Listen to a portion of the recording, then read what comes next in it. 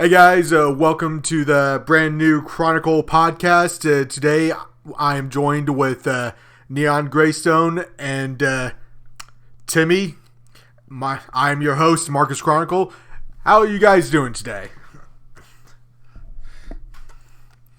Silence. Hey, doing all right. I just realized I don't have a cool nickname. I realized that I spelled the name of the chat wrong. There we go. Yeah, that works fine. No one's going to see that. It said Graystone. I accidentally added an extra Y after the T. Yeah, I'm just going to turn that back down just a tiny bit more. So, it happens. What's everyone been doing since the world decided to end the way it has? I've been calling it the apocalypse for a couple weeks now, and I don't know. I finally heard somebody else today call it the apocalypse. Felt a little bit vindicated. I have seen so many people call it the apocalypse online. I'm glad I'm not the only one. Oh yeah. Anyone been watching anything lately? I've been watching quite a bit of Digimon. Oh wow. Yeah. Oh, I started watching that new Tower of God yesterday. Not heard. Oh yeah, how that. is that? What's that? How is that? Well, I enjoy it so far. I'd say it starts off really quick and then goes it really slow in the second episode. And I haven't seen the third one yet. But it does kind of follow the normal Korean comic version of, here's a lot of exposition, we'll tell you what that means later. Nice. I started to read the webcomic on Webtoons, and I only got to like episode or chapter or whatever, like 3 or so before I fell off. It started so quick, like it threw you right in the middle of it. Oh, those are always fun. Yeah. Yeah, it's like, here's the world, here's a bunch of stuff about the world, hope you understand it, because we're not giving you any context. I've heard the comic is amazing, though, like later on. Yeah, definitely. You ever play Dragon Age, Timmy?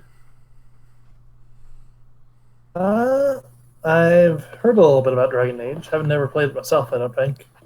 I played it like a couple times way back in the day, and I just started playing it again about a week ago, and I've already got like 40 or 50 hours in the game.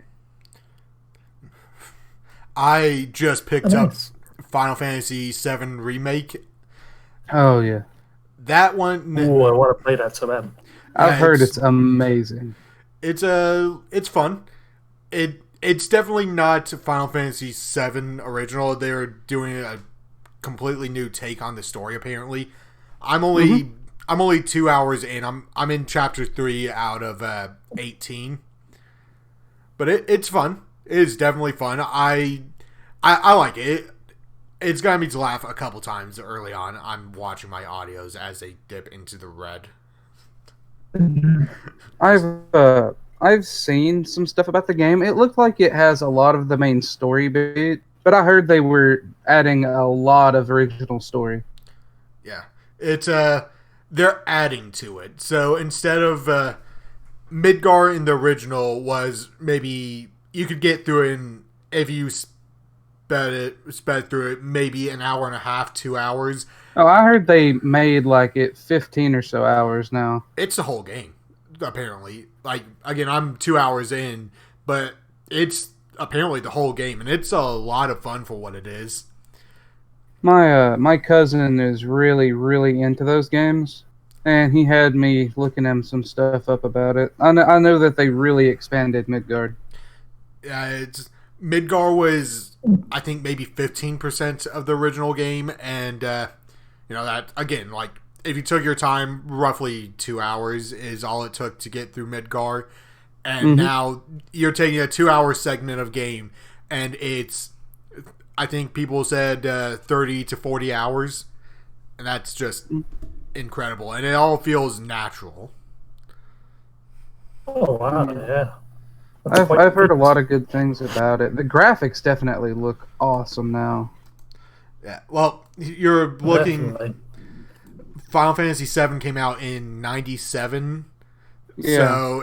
so 23 years later. Mm-hmm. Yeah, it looks. Yeah. It definitely looks really nice, and it's worth the $80 I spent to get the deluxe edition. You ever played a Final Fantasy game before, Timmy? What's that? You ever play a Final Fantasy game before? Yes and no. I've played a bit of 15, but in that game, it's sort of like I really, really like the combats and just walking around and doing stuff. So I technically haven't left a tutorial area yet, but it is just a lot of fun. You see, But apparently, it has a really good story to it. But I would not know. Like, going around beating chocobos. I played Final Fantasy 15 for probably 2 or 3 hours, and almost the same thing. I got to the end of like the first island. You get to this yacht, and I guess that's the end of the tutorial area. I got on the yacht and went, I am sick of this game, and I went and traded in for their fighting game, which I cannot remember for the life of me right now. I did not enjoy its gameplay. Yeah, Mortal Kombat Final Fantasy Edition. No, it's more like a Naruto Final Fantasy Edition. Oh, okay. Yeah, Dissidia. Final Fantasy Dissidia. Dissidia, yeah. Yeah, which I had for a little while and then traded that in too, because I just had no one to play it with and I wasn't going to play it on my own. You remember the fighting game version of Castlevania, Tim? We do not speak of Castlevania versus. It is not. It never happened. It is all bad. We do not speak of it. You come here into my house and you start speaking of Castlevania versus, you son of a bleeblot. No. My God, that game was so bad. You come into my house on Marcus's podcast, speaking of a game we do not speak. Oh, You God. come onto this YouTube channel that I barely have a part in and tell me how to live my life. How dare you? Oh, God. Good to know none of us are going crazy in this. So, are you guys just trapped in your own homes now? Because I'm not. Essentially. Sort of. Funny story. My parents decided that with the chaos of all this, it's a great time to move. Hey, We're going obviously. from one side of town to the other side of town. that's what or I did. somewhere abouts. Only I went from one horrible city to a place I enjoy. But that was at the beginning of this, before it got as bad as it did.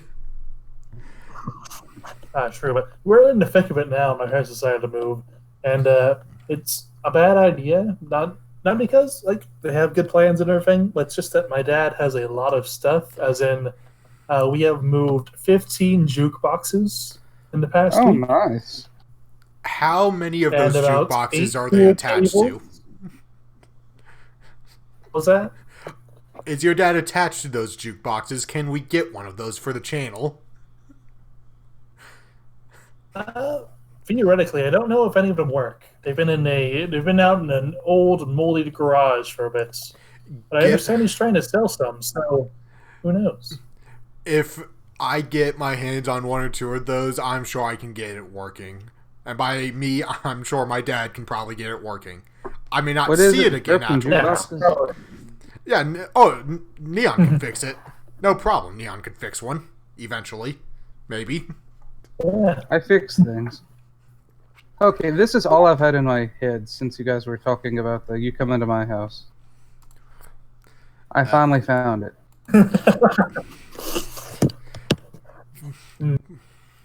I didn't think of the original movie. I thought of the Rugrats parody at the end of Rugrats in Paris. I've never seen the original movie. Really? You guys ever see The Godfather? Like, I've never watched it. No, I haven't. I plan on watching it eventually, I but no, I've not seen it. I've only seen bits and pieces of it.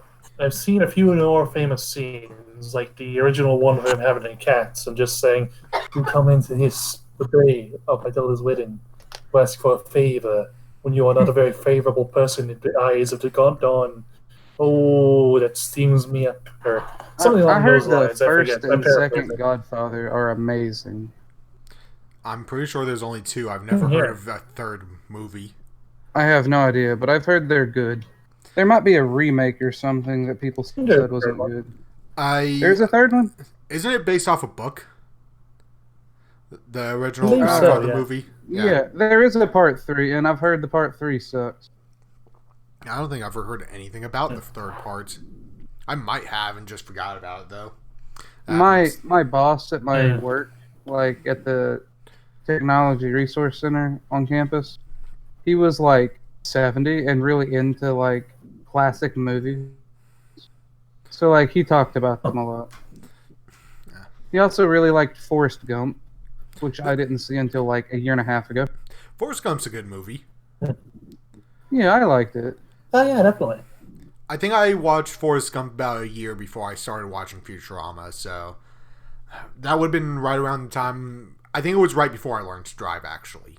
Like apparently there's a real Bubba Gump shrimp. Yeah. Like apparently that's a real company that exists. Yeah. Oh, funny story. I was actually watching a few things for like an Asian film class I have, and movies we watched was called "Ode to My Father," and it's basically sad Korean Forrest Gump. Oh my It's god. just a lot more yeah, it's just a lot more serious, and it's about this guy's life from like he was like a little kid when North and South Korea were separated, and it goes through his life up until land in the modern day. And it's a really good movie. It has the distinction of being one of the few movies to actually make me cry. And yeah, Nice. Our DM with emotion that isn't Anchor. That's something I didn't think I'd ever see or hear about. Oh god. Just pure unbridled hatred towards the players. I wouldn't say it's pure and unbridled hatred. There's just let it go often because you need to be stopped. He's rubber, you're blue, something. I'm not 5 years old anymore. Come on, we know you channel your hatred towards us into your dice. That's how we always end up dying. He rolls ones unless he's attacking. Yes. In which case he rolls 20s. Yes, it's ones when it doesn't matter and pure 20s every single time that we have 5 health. Well, better roll a 20. Yep. On top of that, this does a 3d10 damage. Mm-hmm. And oh yeah, your fire whatever, this does ice, you're weak to it, it does double damage to you. Oh yeah, it's also a crit, so it's actually 4 times damage. Oh god, all the math. I'm already bored. Yeah, I don't know why. I think my dice just know when things would be worse for me, and they just communicate that to your dice to screw us over, because it's like only the one thing I gave someone a vulnerability to fire. This guy says, hey, I'll just throw firecrackers at him, and then we end up with the big bad evil guy taking 50 fire damage from freaking firecrackers. And it's Oh yeah, that was just fun. So, What are the odds? It's fun for you. I spent 2 hours making him. I have something that you guys might find interesting. So, All right. my brother-in-law's kid, my nephew, he likes to DM stuff a lot, and he wants Yeah, I know. He wants to be a DM for me and play with me. Timmy, do you know how bad an idea that is just for who I am? Like someone who's not prepared to. That's how Like it. DM hazing ritual. Yeah. Well, it's like he said he DMs for his friends at school. Yeah, my nephew's 9. Imagine me, the way I am playing D&D, DM, like playing with a 9-year-old DM. And just how bad that would be for the kid. Yeah. He's having flashbacks. Oh, God. The sad thing is... it sounds like they're about to end that man's whole career, Marcus. At 9 years old. Why? The sad thing is, like, At 9 years whole career. In all these conversations, it's always painting me as a bad guy. It's equal between me and Neon. We give you the same amount, but it's just mine's more direct. Here, Timmy, does this make you think of anyone? Look, Neon's a lot more jovial about it. Wait, hang on. You send me a meme. Yeah, I'm actively not going to look at those. Yeah, that's you. Me? Yeah, For those of you who can't see, I'll paint you a vivid picture. Let's see. There's the image of the man whose face is barely out of the water saying, I have no idea what's going on in this campaign. Then beneath the waves, there's a slew of things such as never taking notes, kills NPCs rather than interrogates them on phone if not taking a turn in combat. And that sums up Neon very well. He is he's a lot... And I should stress, I love both these guys. They're both wonderful players. Both my life is improved by knowing them, but my life is also shortened by knowing them. Really, your life is quality over quantity there. Your life is improved by knowing us, but your life is shortened by playing with us. Not long. You only get so much light, and you can burn really bright for a short time or really dull for a long time. I'd just like to point out, Timmy, that you agreed to move in with me and Neon in an apartment in a few months. Yup. And, what happens during that time? Because we're going to continue doing this. We're going to continue recording. You know this. You signed up with it. Now you can't run away from it. You can't come over to my house, be a monster for 2+ hours, and then leave. No, you have to live with me. You have to see the effects and after effects your actions have on me. You have to live with the consequences. Yeah, so it'll be the before Marcus and Neon, after Marcus and Neon. And it's just a man in shambles. Just me before, full-faced, bright, full of life. Me after moving with you guys. Just desiccated, white-haired, no longer smiles. He's forgotten how. Oh, God. We're going to turn you into a Lich. That's what's going to happen. You're going to become a Lich after living with us for a while, because that's the only way to cope. Honestly, I'd be down. College. That's what the college did to me. Honestly, yeah. Like, if I could just be a disembodied soul operating my old body as, like, the puppets, because that's what Liches do, I'd be down. I'd probably have some fun with it. I'm a puppet. Oh, no, I'm going to throw myself against the wall. Oh. I need a new puppet. Yeah, I mean, you can get one. There are options for Liches. So... that's an interesting idea. A fantasy world, like high fantasy, where dark magic and stuff like that is accepted. Yeah. I imagine they would have bodies and stuff for sale. Yeah, I know that there's Eberron, which is like the post-World War II fantasy setting for D&D. And the elves there actually are okay with Liches. Like, their whole goal is to go out when they're young and be really cool adventurers, come back, and if they were good enough adventurers, they get elected into the Undying Court, which is just Liches who run the Elf Kingdom. Well, it's like, here's your phylactery, here's really your kingdom, here's your t-shirt, have fun. Basically, well, it's not like they become kings. It's more like parliaments. They basically it's Lich parliaments. The tribe of elders. Yeah. In this case, the elders could be thousands of years old. Yeah. Cool. The distinction was that they use positive energy instead of negative energy, and that's what makes them good liches, or something along those lines. Well, see, the idea of being no. unaging, eternal, and all that, undead, isn't entirely like just evil in concept, right? Like it's your body or whatever. The idea is that it corrupts you, though, Yeah. normally. You lose your sense of human morality.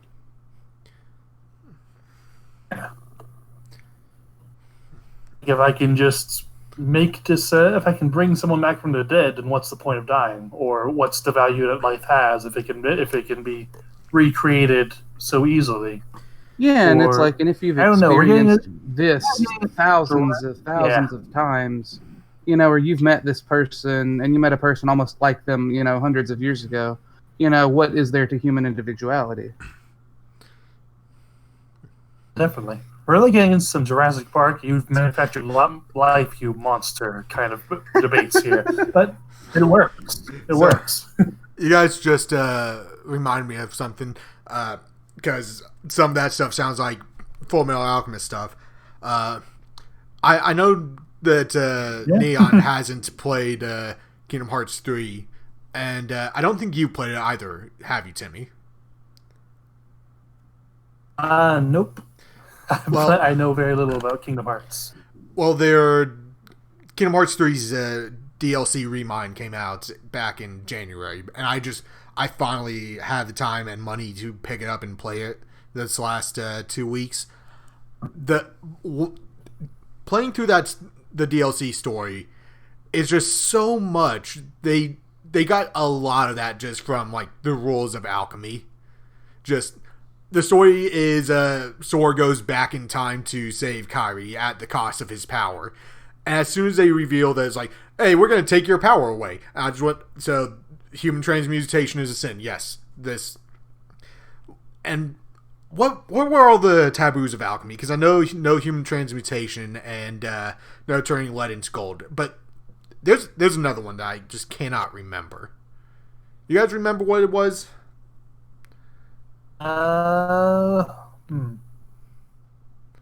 So was that you couldn't create something from nothing and you couldn't destroy without, like, you couldn't just outright destroy something? I believe You could that's totally just That might have just the- been like something. Scars. pretty sure that was just the law of equivalent exchange. Like you can't make And you something can out of totally nothing. destroy without creating, because that's where Scar cheated, right? Like, he could do his thing without it taking any energy because he destroyed without creating.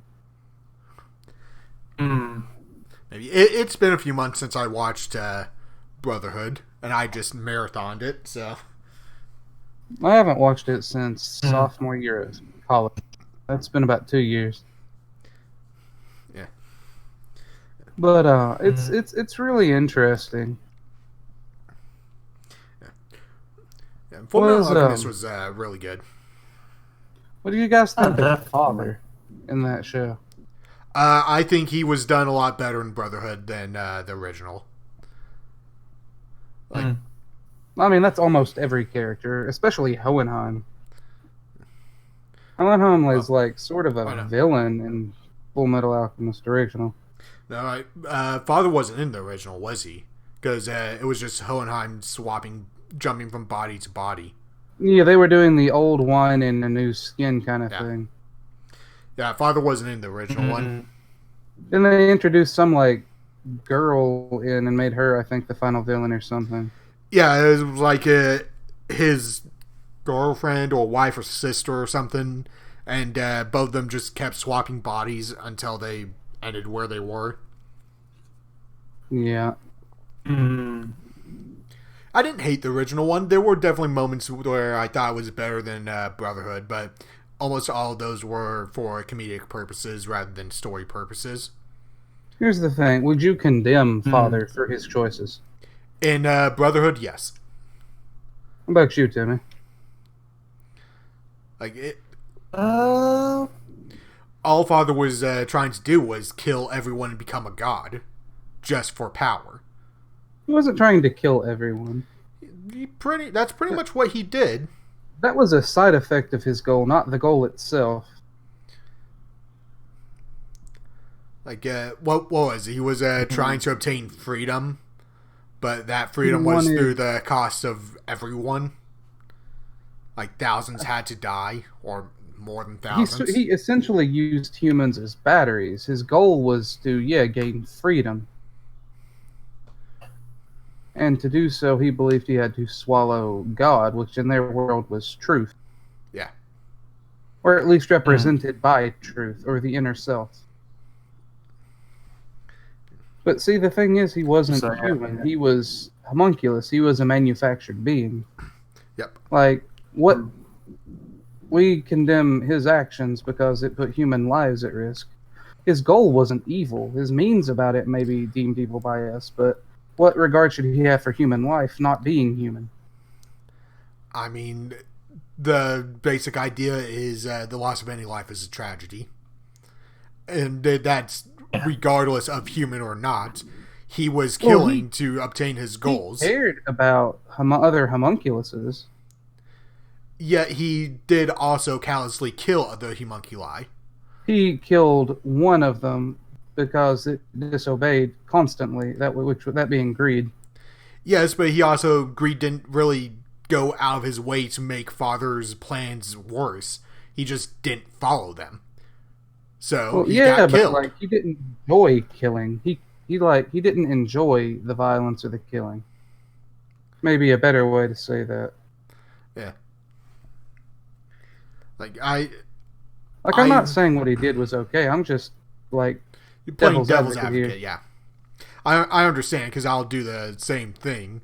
I may not agree with it, but that doesn't mean that it's not right or wrong. Yeah, it doesn't mean an argument doesn't exist. Yeah. What about you, Timmy? What's your input here? What was that? You guys are skipping out a little bit. What's your opinion on what Father did in Fullmetal Alchemist Brotherhood, and how you would you condemn him for his actions?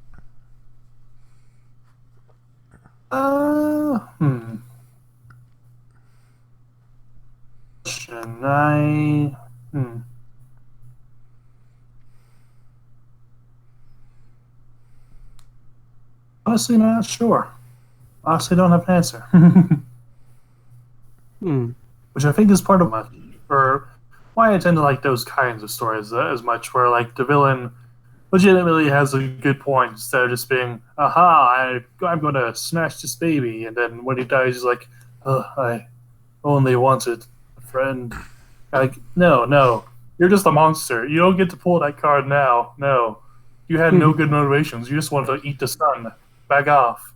I tend to like the stories where this villain has a good point. He's not really evil. He's just misguided.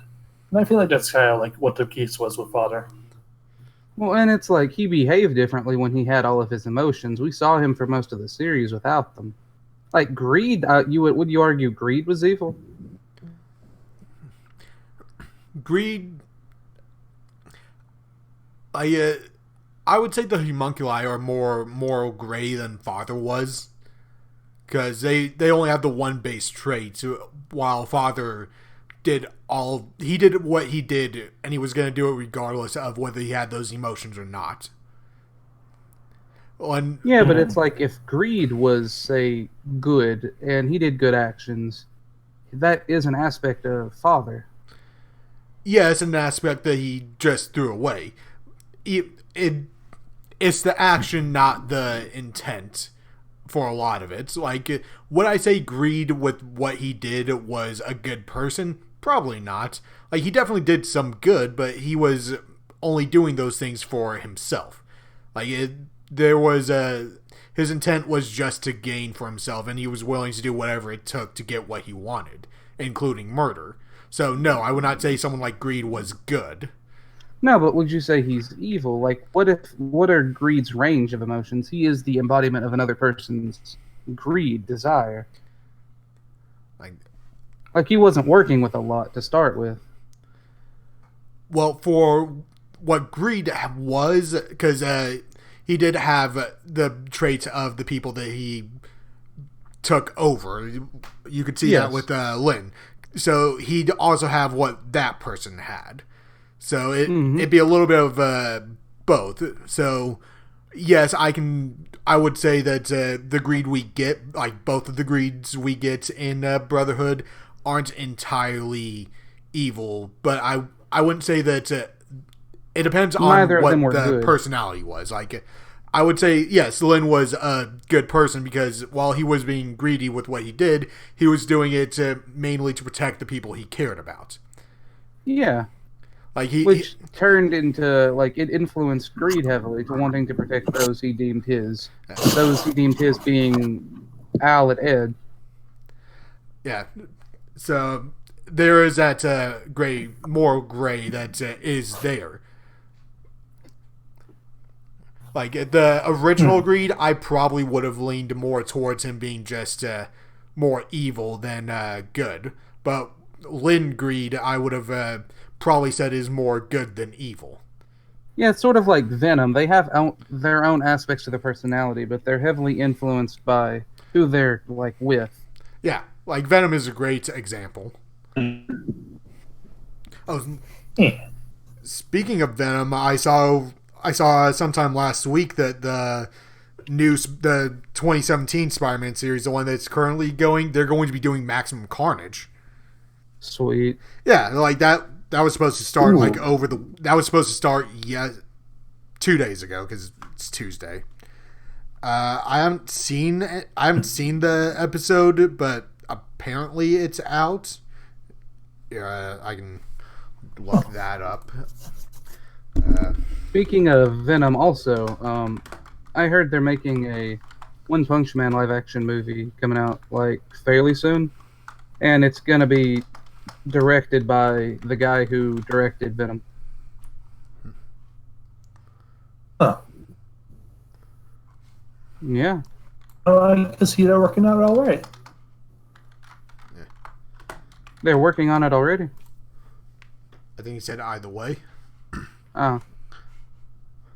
I think I'll see it. Like, I haven't seen many, but, like, of the anime live actions, because I heard they're awful, but I really loved One Punch Man. I was entirely indifferent to One Punch Man. I know it. Like, I could not care less about that show. You didn't get far enough in. I couldn't watch it. It just wasn't for me. Which is I loved it. Like, satire is a form of comedy I can get behind. That's one of those series where a lot of people look at me and go, "Oh, you don't like it just because you don't want to like it," and that is entirely false.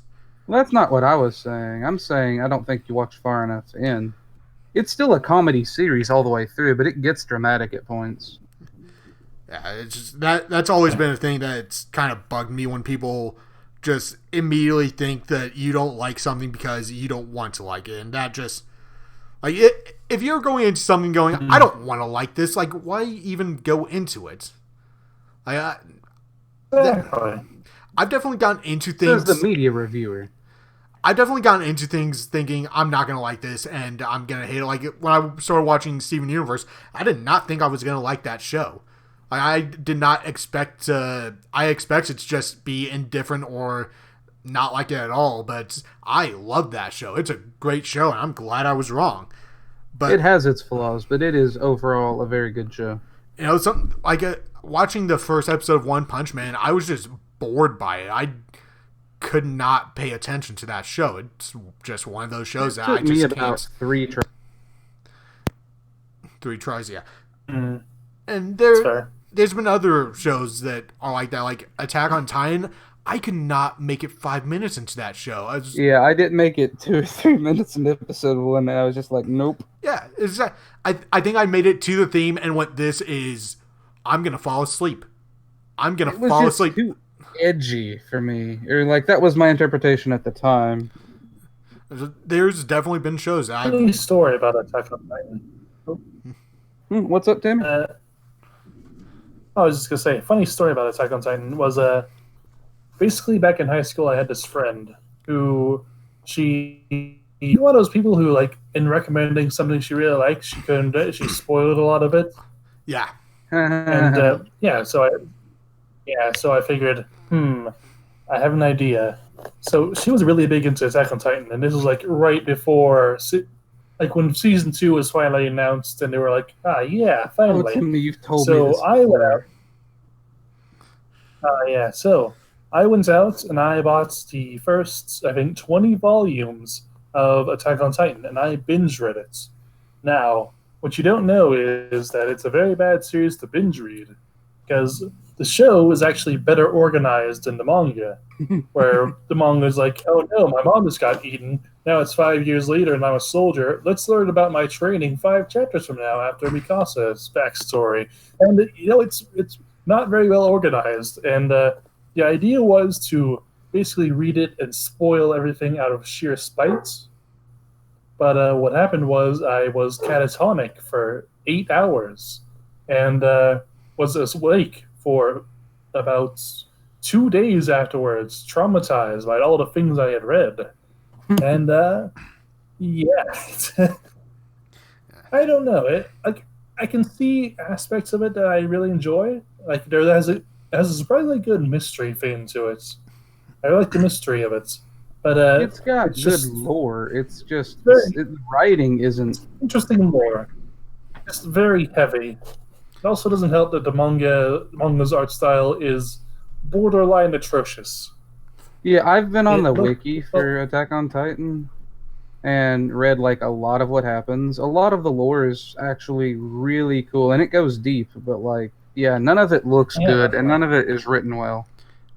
You see, that's kind of that's a thing for me where a lot of stuff. It's very rare when I actually care about lore.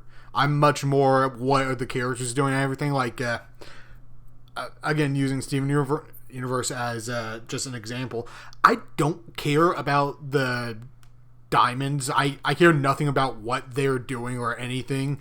I don't really care about Steven's mom. I care more about just how Steven reacts to things. I could not care less about the Crystal War. Yeah. Timmy, what were you saying though? was that? You were saying something and I cut you off. No, it's fine. Okay. Well, on Steven Yeah, I was gonna Universe, say. like it doesn't have lore. Not much. Well, it definitely does. It's just it's not that interesting to really dive into. Well, it's like, yeah, I mean, I guess it exists. It's just, yeah, it's not, there's not too much of an appeal to it. Like, there are times where they'll say something and I'll be like, wow, I want to see that. And then 2 or 3 episodes later, I'm like, I've forgotten about it. Because they never bring it back up or address it. I think the only series I've ever really gotten into lore-wise is just, well, Fallout, which does have a fairly interesting lore, but even then, that comes in waves where I'm like, oh, hey, I want to know everything about the Master and Junktown or whatever from Fallout 1. And then the next day, I just couldn't care less. I got really, really, really, really deep into Elder Scrolls lore for like a month a while back, and then it's there. You can spend 8 or 9 hours a day for 2 or 3 months if you wanted, absorbing lore, and you still won't see all of it. Yeah, it is dense. I feel like that's not true considering Skyrim and how just shallow that game is. Good game, but it's pretty shallow. I mean, think about how many books you picked up in Skyrim, right? Like, each of those books is multiple pages, if not chapters long. And every game has hundreds of those books. And also, there are more games than just the console. There's a bunch of online games that keep expanding, and it's just... It's there if you want to read it, man. I'm pretty sure there's just Elder Scrolls Online and the mobile game. No, man. There's like... Let's see here. Elder Scrolls. Because there was Elder Scrolls Arena, then Elder Scrolls 2, which had like 17 different versions. Then there was Morrowind, Oblivion, and Skyrim. There's Arena, Daggerfall, Battlespire, and Redguard, Morrowind, Oblivion, Skyrim, Elder Scrolls Online, Skyrim Pinball, Elder Scrolls Blades. Yeah, Blades. That was one. And then Elder Scrolls 6 coming out. And then there's what's it? The Infernal City book, set 40 years after Oblivion. Lord of Souls, set after Elder Scrolls Online. And then there's just an Elder Scrolls book series. Huh. I've not seen the books, the actual books anywhere. I didn't know those existed. Yeah, Dragon Age has books too, which I found out yesterday and will be reading soon. Oh. But you know, like there's a lot of lore in Elder Scrolls, and it's really interesting. And then I burned myself out on it. I don't know. For some reason, a lot of stuff like that just never really interested me, which kind of surprises me considering how much I love playing D&D. But I don't know, like Middle Earth style series, just I don't care enough about them to get into them very often. It's why it took me until 2017 to play Skyrim and show any interest in actually playing that game. I didn't play Skyrim till junior year, so I started playing Skyrim about a year ago. Yeah, but you also didn't have much of a choice regardless. Well, yeah, I didn't have the money and the console for too long, and then I was in college and didn't have the time or the money again, and it's just life happens. Yeah. It wasn't for lack of effort on my part. But I've always been a sucker for like world building and high fantasy. Like that kind of stuff is like I don't know. It's always had a soft spot in my heart. Yeah. Like I think high magic systems are a bit overrated. Like I think the bigger the magic system is, the easier it is to ruin it. Yeah. Yeah. For a lot of stuff, you either have to keep it simple or just not just keep the explanation simple. Like you can have a lot and just go, "Oh, how do they do this? Magic." Well, see, now that's the thing I hate is when they're like, "Oh, because magic." It's the same thing as because potato. It's like if you say in Avatar someone can move the earth around them and like beneath them, it's like and it's connected to a style of martial arts or understanding peace and stuff like that's fine. And then as you see it advance to bending metal or lava, you can see the connections there. And it makes sense, but it's like in Harry Potter, they're like if you wave a wand and say a word, thing happens. That's poor. Well, yeah, like, definitely. You can do more with magic in Harry Potter, but that doesn't make it better. It makes it worse. You never know what the bad guy or the good guy can or can't do because there's no established rules, really. I guess the better way to put it is like, you know, I use magic in the stuff I write a lot, but my general explanation for that is it's more of control and the will that you have to put into it. So the stronger you are of heart, I guess, the more likely you'll be able to actually do anything with magic. Oh god, just the way you said that, it made me think of that Onward movie. Have you seen it? No.